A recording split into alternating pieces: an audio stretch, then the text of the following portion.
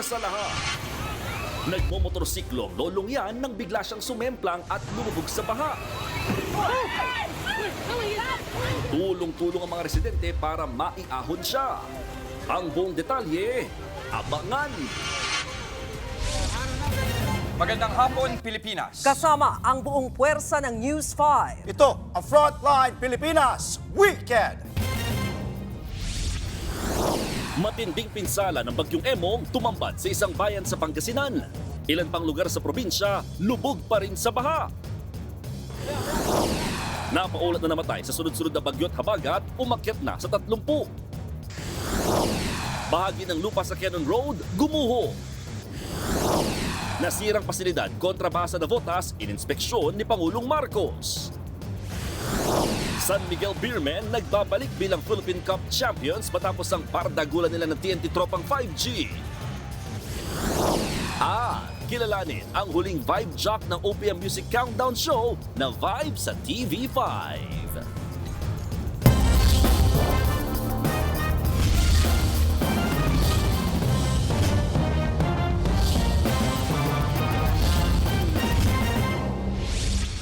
Lubog pa rin sa baha ang maraming lugar sa Pangasinan, sa bayan ng Agno kung saan naglandfall ang bagyong Emong, matinding pinsala ang tumambad. Live mula sa Lingayen, Pangasinan, nasa frontline ng balitang yan si Kari Cator. Kari, balikan muna natin yung Agno. Ano yung latest update dyan? Kamusta yung sitwasyon sa kanilang lugar? Jester, sa unang pagkakataon nga ay nakakuha na tayo ng balita mula sa bayan ng Agno kung saan unang naglandfall ang bagyong Emong dito sa Pangasinan. At kahit na wala raw silang naitalang casualty, 7 barangay ang lubog pa rin sa baha. Panoorin natin ang naging sitwasyon doon. Nakatumbang puno ang sumalubong sa amin pagpasok ng bayan ng Agno sa Pangasinan. Halos bawat kurbada may nakaharang sa kalsada. Pagdating sa may tulay na ito, abot binti pa rin ang baha. Sa main road naman, mga poste ang nagtumbahan.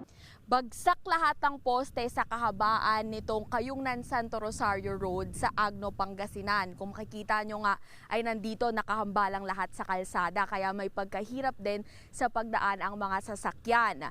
Wala tuloy kuryente sa buong bayan at pati signal damay raw. Ang problema posibleng tumagal pa raw ng 1 buwan bago ito maayos. Tiis-tiis na lang din tuloy sa init ang mga evacuee rito, gaya na lang ng magkapit-bahay na sina Rosaline at Romeo. Hindi pa po makauwi, ma'am, kasi ma'am hanggang dito pa raw po yung tubig. Gusto nga nila lang umuwi. Siyempre nag-aalala pa rin. Baka yung bubong lumipad na, gano'n. Ganyan din ang pakiramdam ng 80 anyos na si Lola Bella na mag-isa na lang. Kwento niya, kinakabahan na siya nang lumikas ilang oras bago maglandfall ang bagyong Emong. Parang malulunod na ako doon kasi kung babagsak yung puno ng tsisa sa buong bahay, matatamaan, mapipisa ako sa loob. Ayon sa MDRRMO, halos 400 individual ang inilikas sa Agno. Kinailangan namang magbangka para mamahagi ng ayuda sa mga isolated na barangay. Ang problema na lang, yung napasukan ng tubig. Yun na lang sa mga tabing ilog. Pwede pa naman sila mag-stay sa evacuation center. Sa Lingayen, kanya-kanyang suong pa rin sa abot tuhod na baha ang mga residente. May mga naka-standby ring bangka para sa mas malalalim na parte. Pati mga alagang baka, inilipat na rin muna sa mataas na lugar. Sa bayan naman ng Mabini, kita rin ang bakas ng pinsala ng bagyo sa kalsada. Lubog sa baha ang ibang mga bahay, habang ang bukid na ito nagmistulang ilog na. Jester, sa mga oras na ito, wala tayong nararanasang ulan dito sa Lingayen kung saan tayo nakatayo ngayon. Pero medyo makulimlim pa rin. And actually, buong araw, pabago-bago yung panahon, biglang bubuhos yung ulan, tapos sa araw at uulan ulit. Kaya dahil dyan, 20 bayan at lungsod pa rin daw ang lubog sa baha sa buong Pangasinan. At yan ang latest mula rito. Balik sa'yo, Jess. Patuloy pa rin kayo mag-iingat dyan. Maraming salamat. Nag-uulat live mula sa Lingayen, Pangasinan, Kari Cator. Hindi pa rin madaanan ang ilang kalsada sa Baguio City dahil sa kaliwat kanang pagguho ng lupa. Nasira naman ng baha ang maraming pananim sa Cordillera. Nasa frontline ng balitang yan, si Camille Samonte. Hindi na mapakinabangan ni Mary ang marami sa kanyang mga tanim na lettuce sa La Trinidad, Benguet. Binaha ang mga ito dahil sa bagyong Emo. Malakas ang agos ng tubig mula sa Balili River kaya umapaw ito sa strawberry farm at iba pang taniman ng gulay doon. Dahil sa baha, apektado na ang kalidad ng mga pananim dahil may kasamang lupa ang baha na umapaw kahapon. Dapat sana mas mahal yung gulay ngayon na tag-ulan. Pero nasira na, di wala na. Patuloy naman ang clearing operations ng Benguet LGU sa bahagi ng Upper Tomay at Lamtang Longlong Roads na naapektuhan ng landslide. Sa Baguio City, gumuho kagabi ang isang water refilling station sa Scout Barrio. Lumambot ang lupang kinatatayuan nito dahil may hinuhukay sa tabi nito. Nakadagdag pa ang magdamagang pag-ulan. Nagkaroon din ng landslide sa bahagi ng Marcos Highway at nagbagsakan ng mga bato at ilang mga puno. Natabunan ng lupa ang isang lane kaya pa isa-isang sasakyan lamang ang nakadaraan. Ang Cannon Road naman sarado pa rin sa mga motorista dahil hindi pa rin tapos ang clearing operations sa tunnel at toll gate kung saan nagbagsakan ang mga bato at lupa. Dahil naman sa malambot pa rin ang lupa, nanawagan si Baguio City Mayor Benjamin Magalong na huwag munang bumisita sa Baguio kung hindi naman importante. Naka-high alert ang city government. Sa ating mga balak umakyat dito sa syudad ng Baguio, siguro iwasan niyo muna dahil nga peligro. At kung sakasakali man talagang kailangan niyo umakyat ng Baguio, please take Nagilian Road or Marcos Highway. Samantala, naibalik na ang supply ng kuryente sa maraming lugar sa Baguio. Nagbabalita mula sa Frontline, Camille Samonte, News 5. Inilikas sa mga pasyente sa isang binahang ospital sa Macabebe, Pampanga. Live mula sa Pampanga na sa Frontline ng balitang yan, si Rainiel Pawid. Rainiel, mataas pa rin ba ang mga baharian? Mas 18 bayan at syudad nga dito sa Pampanga yung apektado ng isang linggong pag-uulan. Lalo lang nasa coastal area. At dito nga sa bayan ng San Simon ay kinailangan pang gumawa ng makeshift hospital para nga mailipat yung mga pasyente doon sa nilibog naman na pagamutan sa bayan ng Macabebe. Isa-isang isinakay sa truck na ito ang mga pasyente ng binahang District Hospital sa Macabebe, Pampanga. Isinara muna kasi ang pagamutan dahil pinasok na ito ng abot baywang na baha. We need to shut down the hospital because of electrical hazard, no? Tumaas na kasing level. Siyempre, ina-avoid natin baka maapektuhan yung mga staff, mga pasyente. Kaya naman nagtayo muna ng makeshift hospital sa bayan ng Santo Tomas ang Department of Health para sa mga pasyente. Sa barangay Kandating sa Arayat, nilagyan na ng metal piling ang gilid ng ilog. Delikado rin yun kasi Pampanga River yun eh. Kasi pag bumigay yun, lubog ang barangay na yun, yung Kandating. Sa Bacolor naman, sa Pampanga pa rin nakatanggap na ng tulong ang mahigit 1,000 evacuees. Karamihan sa kanila mula sa lubog na barangay ng Tinahero. Lagpas tao na po sa amin, sir. Umaga na po kami nakalipat, sir. Inantay po namin magliwanag eh. Nakulong po kayo, sir? Opo, sir. Ayon sa Department of Social Welfare and Development, sapat ang supply ng kanilang relief packs para sa mga apektado ng bagyo at habagat. Tuloy-tuloy tayo kasi meron na naman tayong mga naging evacuees naman sa La Union, sa Pangasinan, sa Northern Luzon. Dahil sa tuloy-tuloy na buhos ng ulan nitong mga nakalipas na araw, binaha maging ang bahagi ng North Luzon Expressway sa Bulacan. Isa raw ito sa mga iimbestigahan ng Department of Transportation. Nagpalabas din tayo ng show cause order sa NLEX kasi gusto natin malaman ano ba nangyari, ano ba ang problema.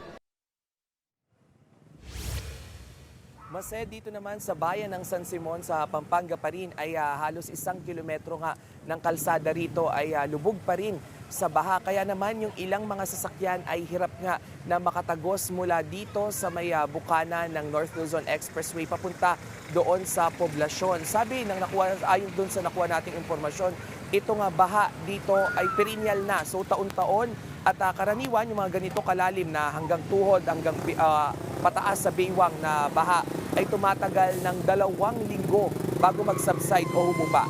Mase. Maraming salamat at ingat kayo dyan. Rainiel Pawid, nag-uulat mula sa Pampanga.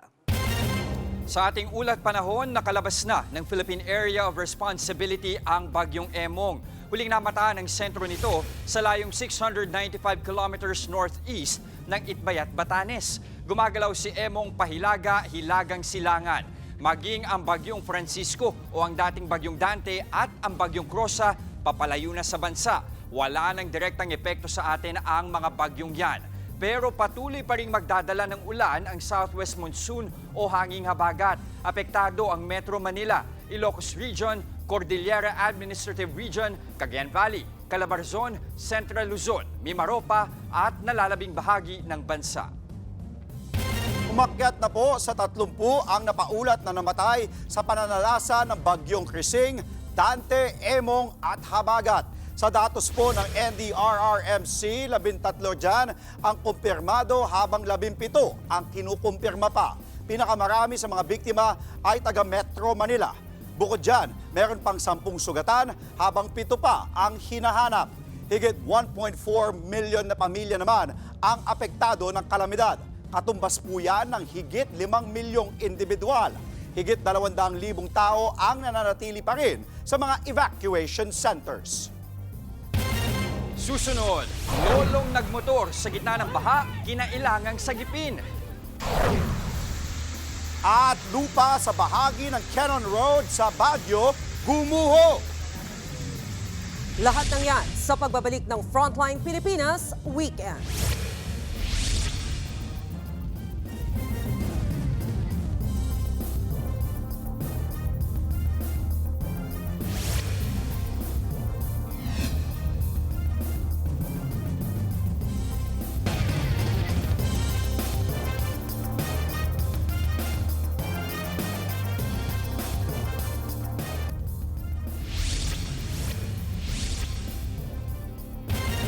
Ininspeksyon ni Pangulong Marcos ang nasirang pasilidad na pangontra sana sa baha sa Navotas. Lubog pa rin ang malaking bahagi ng lungsod dahil sa walang tigil na ulan.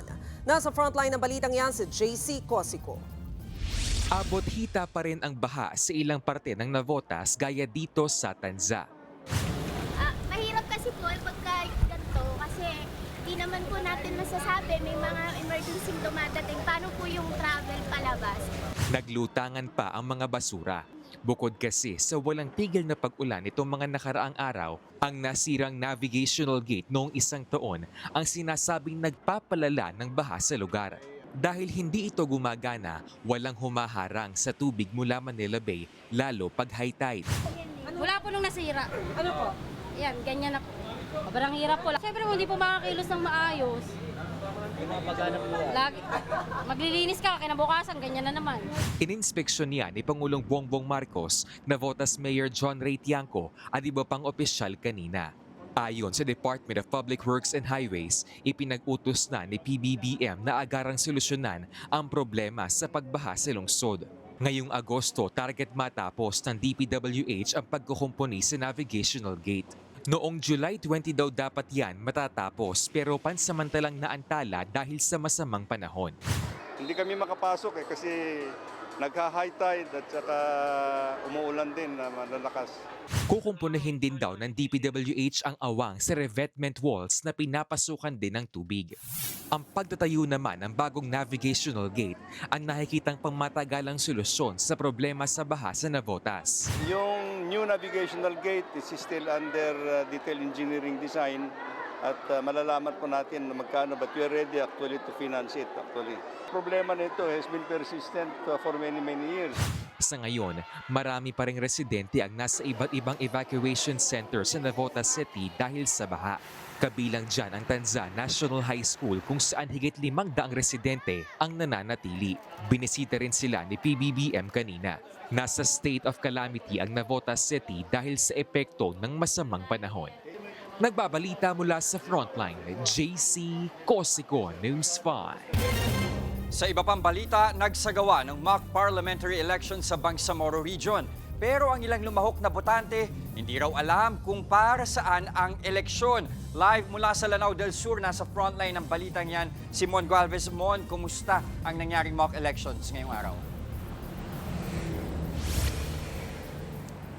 Jess, personal na obserbahan nga ito ng mga opisyal ng COMELEC sa pangunguna ni Chairman George Garcia itong ginawang mock elections kanina umaga.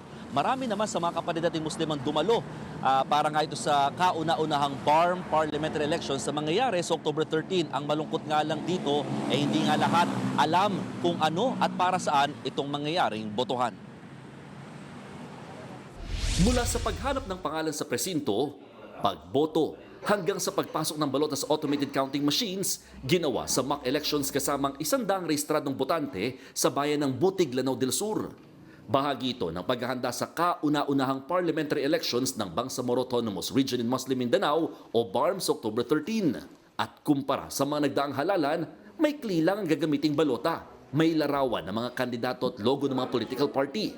Nagdagdag din ng option na none of the above. Sa mangyayaring BARM parliamentary elections, 2 lang ang mamarkahan ng mga botante.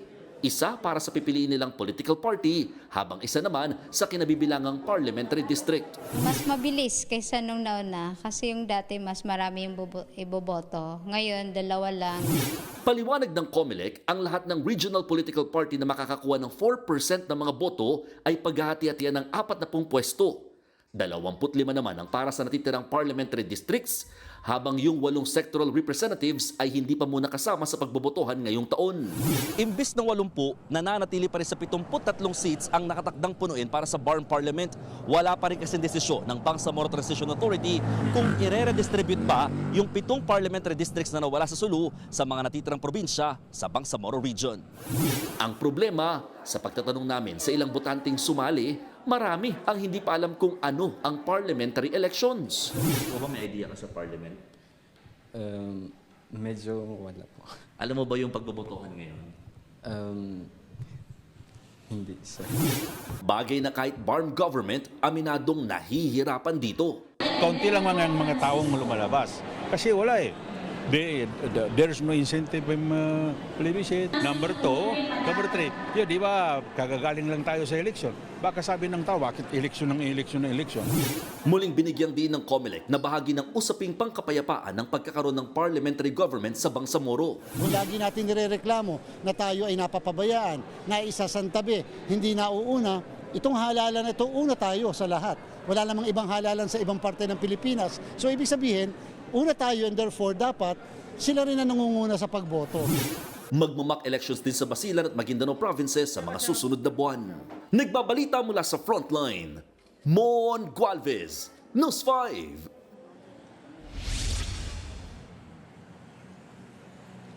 Jess, sa ngayon, nanindigan ng COMELEC na mas paiigtingin pa yung gagawin nilang voter education para sa mangyayaring ang first parliamentary elections. Pero humingi pa rin sila ng tulong sa lokal na pamahalaan, lalo na sa mga barangay na tutukan at tulungan sila na may parating kung ano ba at para saan ito mangyayaring ang halalan. Sa kabuuan, sabi ng poll body, naging matagumpay naman daw yung ginawang mock elections dito sa Lanao del Sur matapos nga makapag-transmit din ng mga resulta dyan sa Maynila sa main office ng poll body or ng COMELEC. Balik sa iyo, Jess. Nag-uulat live mula sa Lanao del Sur. Maraming salamat, Mon Gualvez.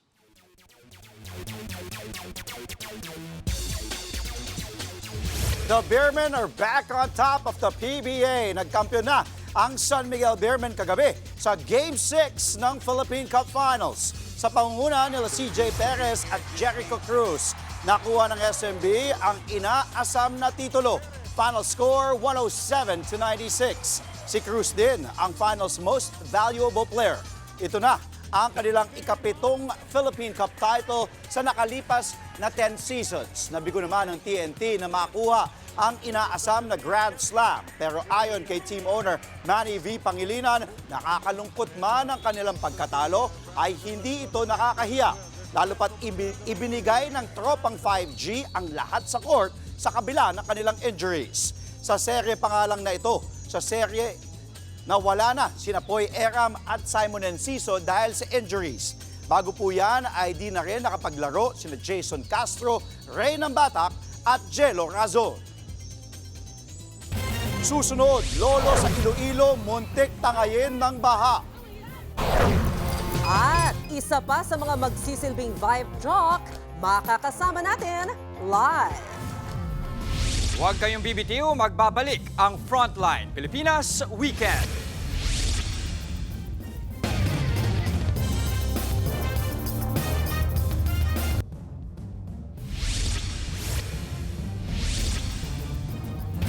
Sumemplang sa baha ang isang lolo sa Banate, Iloilo. Nakamotorsiklo si lolo nang piliting tumawid sa mataas na baha. Pero may sira pala sa kalsada kaya siya sumubsob. Muntik na siyang anurin. Nagtulong-tulong ang mga residente para maiahon siya. Gumuho naman ang bahagi ng lupa sa Cannon Road na bahagi ng Tuba Benguet. Muntik pang matabunan ang bahagi ng isang tunnel. Sarado ang kalsada habang hindi pa naaalis ang lupa at bato. Pinalikas na ang mga residenteng malapit sa lugar.